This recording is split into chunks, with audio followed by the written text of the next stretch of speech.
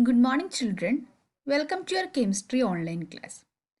From today onwards, we are starting a new chapter called Equilibrium. What do you know by equilibrium?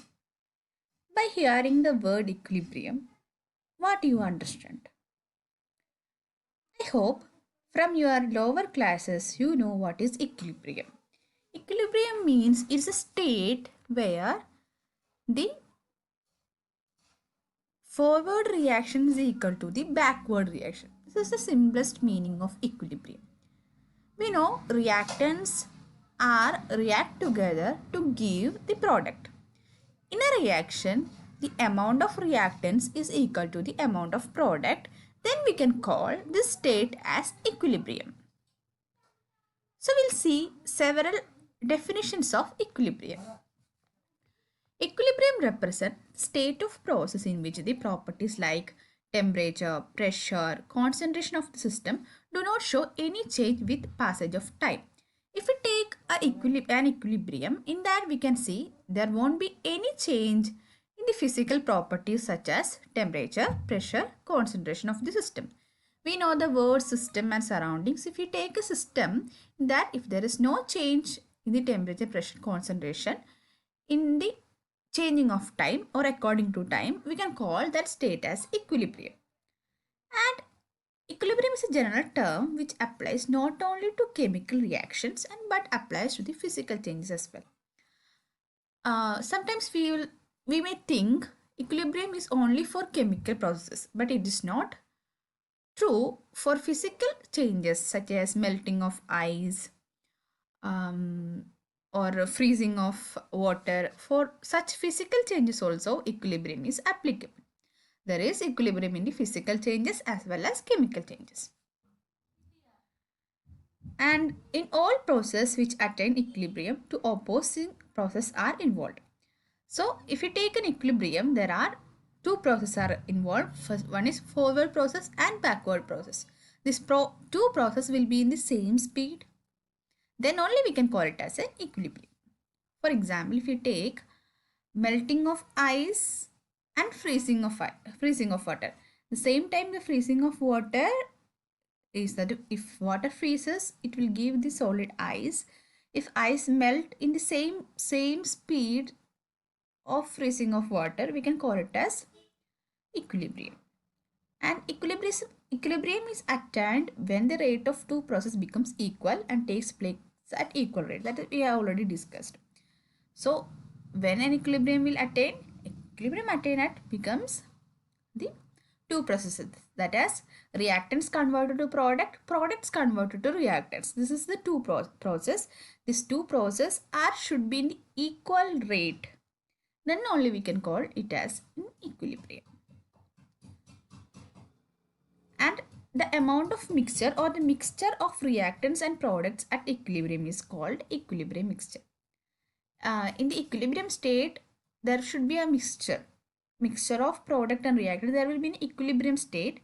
This state is known as, or this mixture is known as equilibrium mixture. We'll see the type of equilibrium and its properties in today's class.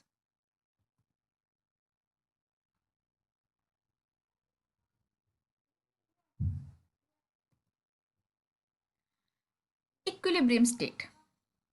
When the rate of formation of product in a process is in competition with the rate of formation of reactants, state is then named as equilibrium state.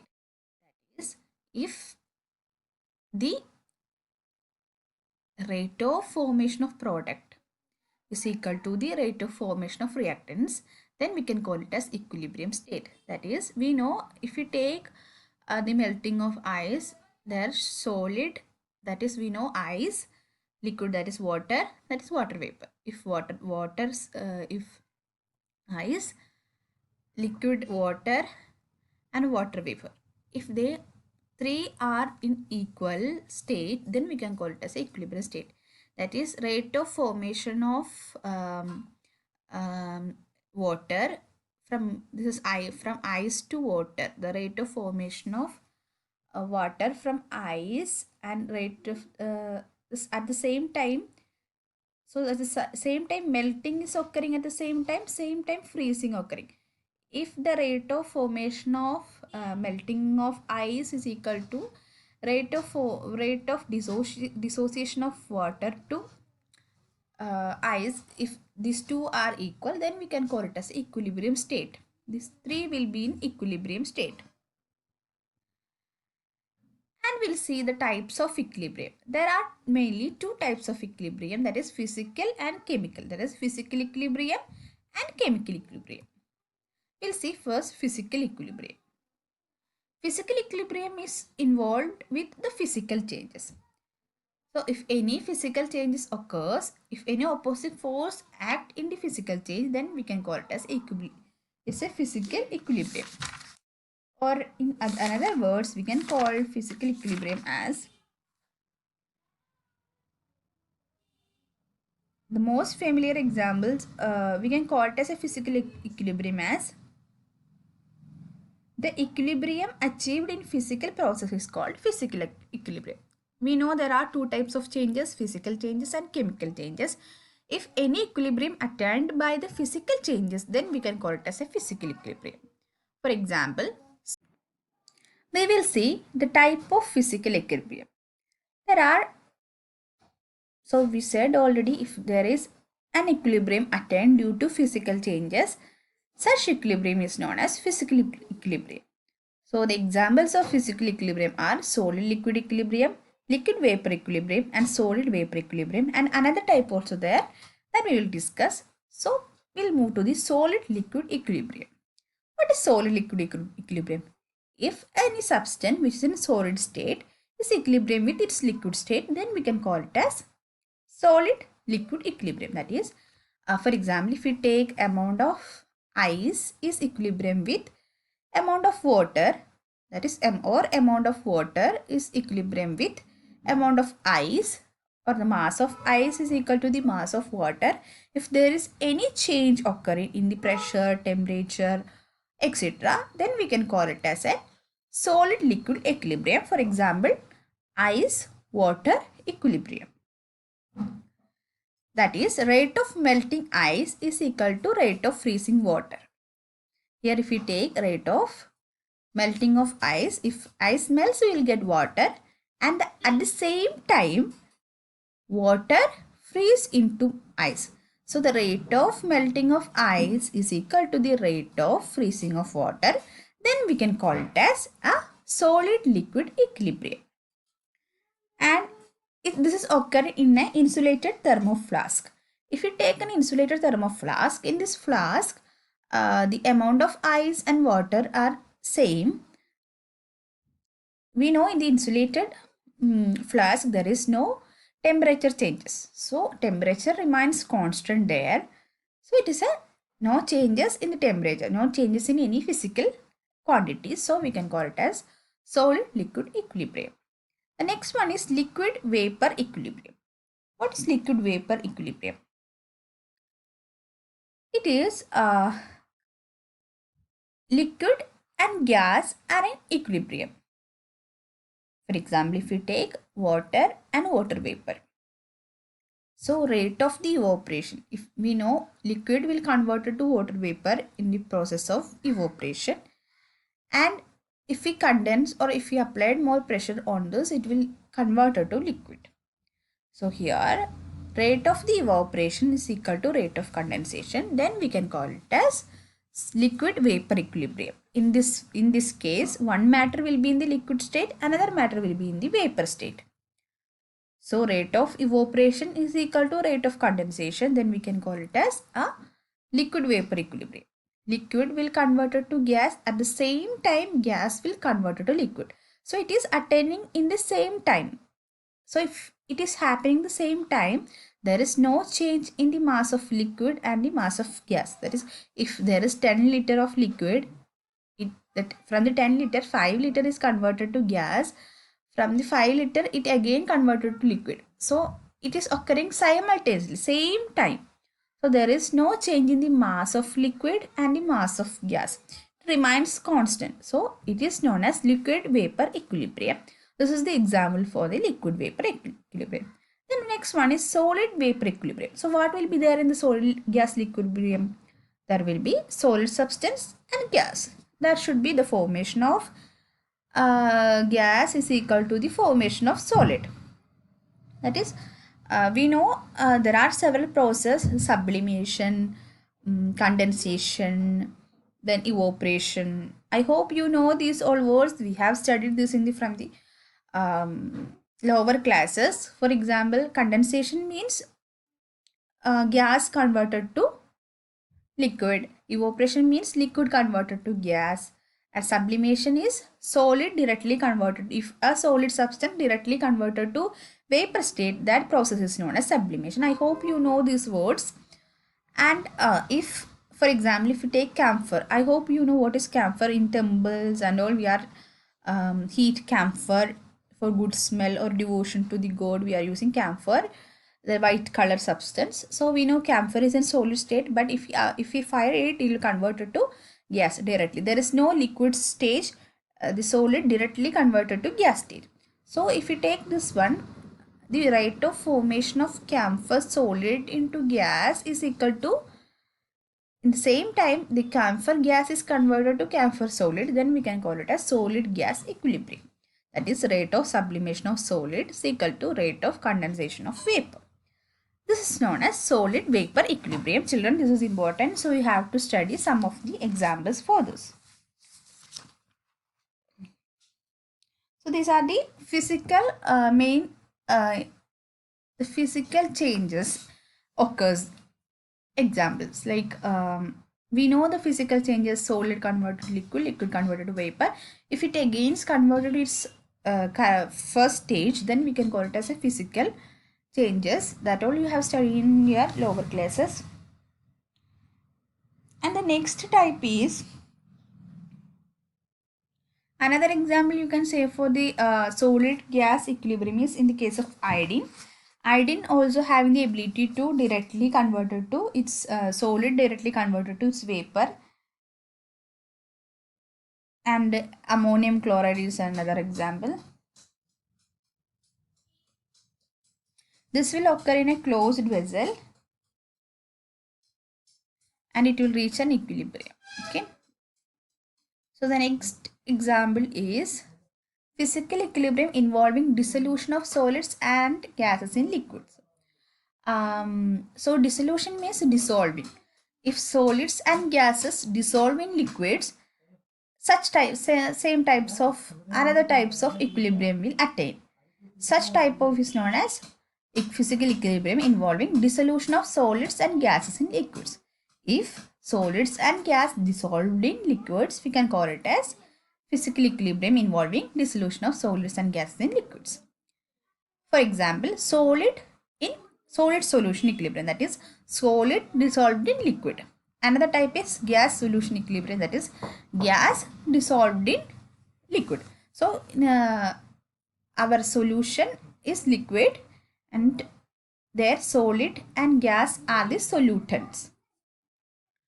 So for example, dissolution of sugar in water. So sugar is solid. We know sugar is solid in water. Water is our liquid. So after some time, if we put more salt, more sugar, after some times it will precipitate out. Then it will attain a certain point. After that, we cannot dissolve sugar in the water. After some time, it will precipitate out. So in the such case, such stage, we can call it as the equilibrium attained. So sugar, in the same time, sugar solid converted to sugar solution, and the same time sugar solution converted to sugar solid, then we can call it solid solution equilibrium. For the solution, rate of dissolution is equal to rate of precipitation. That is, sugar solution converted to sugar solid, then we can call it as a precipitation process. In many reactions, we can see the precipitations. If the dissolution is directly proportional to the precipitation or equal to the precipitation, we can call it as solid solution equilibrium. So the rate of dissolution, rate of dissolving of sugar is equal to rate of formation of sugar. The next one is gas solution equilibrium. That is, if gas dissolved in liquid under pressure in closed vessel. It is occurs in only closed vessel, then there won't be any changes in the pressure. So carbon dioxide gas is dissolved in carbon dioxide. So, in water we'll get carbon dioxide solution, that is we know soda water. In the soda water the gases are there in the carbon dioxide gas will convert it to the liquid carbon dioxide, then we'll get soda water. So the amount of gas dissolved is equal to the if we open that we'll get the gas again converted to the liquid state gas again converted to our gas, so carbon dioxide gas. So such cases is known as gas solution equilibrium. So the amount of gas dissolved is governed by one law. This law is known as Henry's law. We'll see the Henry's law. According to Henry's law, the law states that the mass of gas dissolved in a given mass of a solvent at a particular temperature is directly proportional to the pressure of the gas above the solvent. So amount of mass of the solvent at constant temperature is directly proportional to the pressure of the gas in the solvent. That is, how much pressure we applied, that much substance will dissolve. The mass of gas dissolved in a given mass of a solvent at any temperature is directly proportional to the pressure of the gas in the solvent. For example, it will depend upon the pressure. If we applied more pressure, more gas will dissolve in the liquid. If you apply less pressure, less gas only dissolved.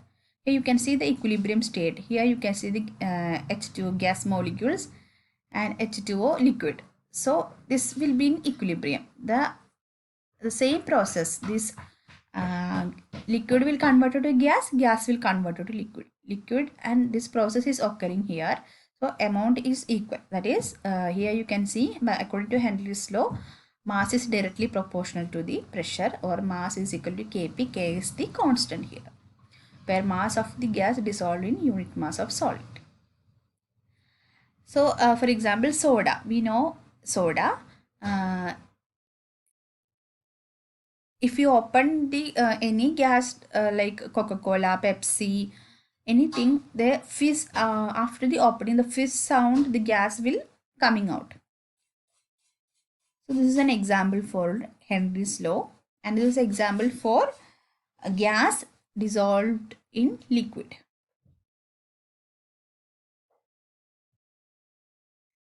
So we'll see what are the general characteristics of physical equilibrium. If we say, first of all, if we say physical equilibrium exists or established only in closed system. So it will occurs in only closed system. That is, the system should neither gain matter from the surroundings or nor lose matter to the surroundings. So only the system will be closed system. The matter exchange occurs only in the system, within the system, not with the surroundings. So the physical change is established only in the closed system. It is the first thing, it is very important. And the measurable properties of the system remains constant. The measurable properties such as temperature, pressure, concentration, these all should be remains constant. So we'll see one by one. At equilibrium, some observable properties of the system becomes constant. Observable properties such as temperature, pressure, volume, etc. The next one is equilibria involving gases can be attained only in closed vessels. It will applicable only in the case of closed vessels, and this equilibrium is dynamic nature. That is that we know what is dynamic. Dynamic means moving. We know in the such equilibrium there are two processes, forward processes and backward processes. So it is moving. There is some movement occurs in this, so we can call it as dynamic process. It is dynamic nature. So the two dynamic processes should be at equal rates, then only we can call it as a equilibrium. The fourth one is at equilibrium, the concentration of different substances become constant at a constant temperature. We know the mass of ice should be equal to the mass of liquid. The concentration of ice should be equal to the concentration of liquid water. Then only we can call it as an equilibrium. And the next point is at equilibrium, there exists an expression involving concentration of the substance which is constant at a constant temperature. That is, the concentration of substance is equal to the concentration of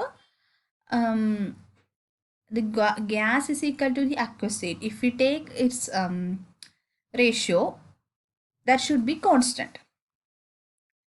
The next one is the magnitude of equilibrium constant is related to the extent to which the process proceeds before acquiring equilibrium. Examples.